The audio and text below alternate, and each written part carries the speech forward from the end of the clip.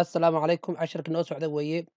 packet racerka 6.4.3 weeye insha allah casharkani waxaan ku baran doonaa waxaa noo yaal 2 switch iyo 1 router iyo 4 pc routerka saa ujeeda waa kaa wareegsan weeye switchkan waa 4 geesoodka labada xaba ah pcdan ujeedaan kombiyuutarada ujeedaan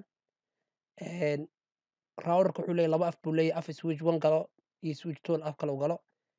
waxaa la dhahaa gigabit 0/0 iyo gigabit 0/1 aa la dhahaa switchadana fiilan ayay wataan 2 fiilan 1 iyo fiilan 1 ayay kala wataan IP address ku qoran yihiin casharka waxaan kala muhiimadda casharka laga leeyahay objective laga leeyahay waxa weeye in la ogaado la saxo waxa IP address la siiyay inay saxsan yihiin sida halka base1 ku qoranta base2 base1 to s and switch 1 iyo base1 to router 1 marka insha allah marka saas casharkan bilaaban hadduu la yiraahdo cashar gaaban way casharkani kay base1 kan fiirinayna hadduu la yiraahdo base1 noo dar noo weyne dadka kitaabkiisa noo dar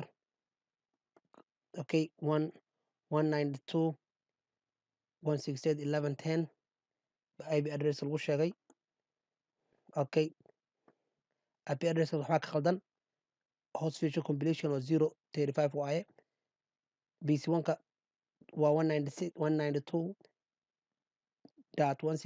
192.168.10.10 weeye 11 halkan gashay inay khaldaan bay rabaan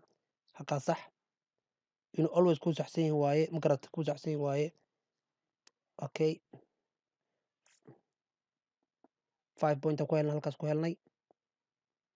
halkaas fiirsa 5 point ku helnay isu joogka tagaynaa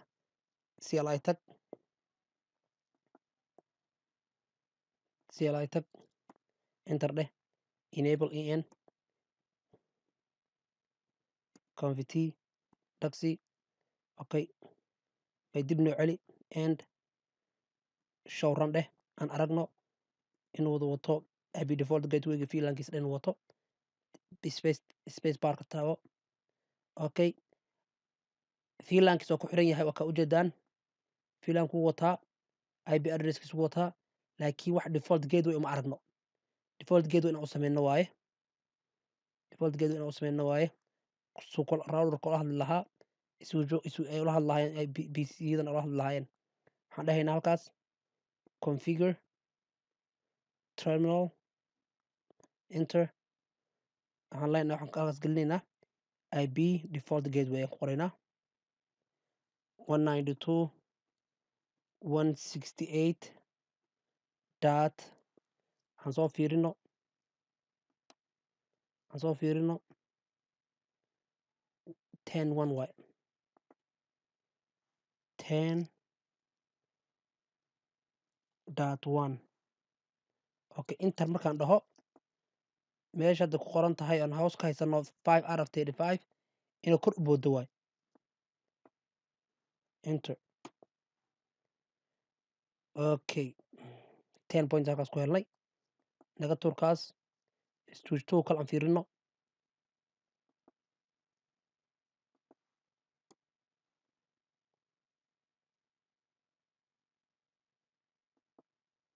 switch 2 kale aan fiirino enable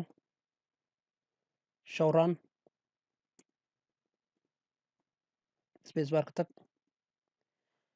okay kan fiil IP default gateway wuu wataa laakiin cilada haysato waxa waaye ma wato wax la yiraahdo ma wato IP mantaqan IP addresskiisi fiilanka waa ka maqan yihiin qaas u sameynaa config t enter loo soo gaabsadaa interface int qoraysaa taabka taabo uu kusoo qorayaa fiilanka fi qor taabka taabo ku qorayaa 1 raaci dan waxaa dhahaysaa IP address aa dhahaysaa taabka taabo ku qorayaa 192.168.11.2 255.255.255 subnettingkiisi waaye 0 aan double check garayno inaan waxaan qoray ay saxsan yihiin 192.168.11.2 192.168.11.2 صح enter dheh no shot. Okay, 10 points na sii waa boodnay 25 aan ku boodnay 25 aad 35 aan noqonay naga sii wad waxaa noo geysaa PC4 na gee PC4 na gee desktop IP configuration. Okay, 192.168.11 add 11 255.255.255.0 subnettingka default gateway wuxuu dhahay 192.168.1.1 halkaas waxaa ka khaldan maxaa yeelay dib aan fiirino wuxuu ku xiran yahay router 1 ku xiran yahay dhinaca VLAN wuxuu uga xiran yahay gigabyte-ka 01 ka uga xiran yahay because switch 1 ka 0 wuxuu ku xiran yahay 00 ku xiran yahay kana 0/1 ku xiran yahay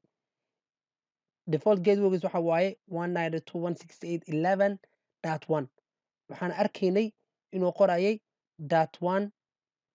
meesha 11 laga rabay hal xabay ka jareen waxaan haysanaa completion 25 out of 35 haysanaa haddaan 1 halkaas ku daro inuu dhammaystirmo waayo ku daray waa jarayaa automatic 35 na helo waayo alxamdulillah waan helay okay hal mar aan jeegrayno inay mataqaan waxaan sameynaynaa 192.168.11 PC4 kaa la hadlaynaa anagoo PC1 joogno inaan saxsanaa fiirino pink 192.168.11.11 لغات ما جرى حطها yeah that's 11 yes okay that check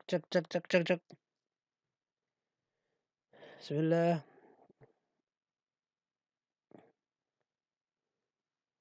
192 waxaan khalday 19 aan qoray maana qorin 2gii maan raacin 2ga hadda raacshay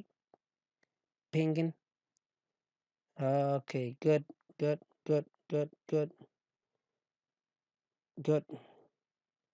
waa saxsan yahay 4 out of 4 aan helno waaye waan helnay send for receiver 4 halkaas casharkan maanta nagu egyahay asalaamu calaykum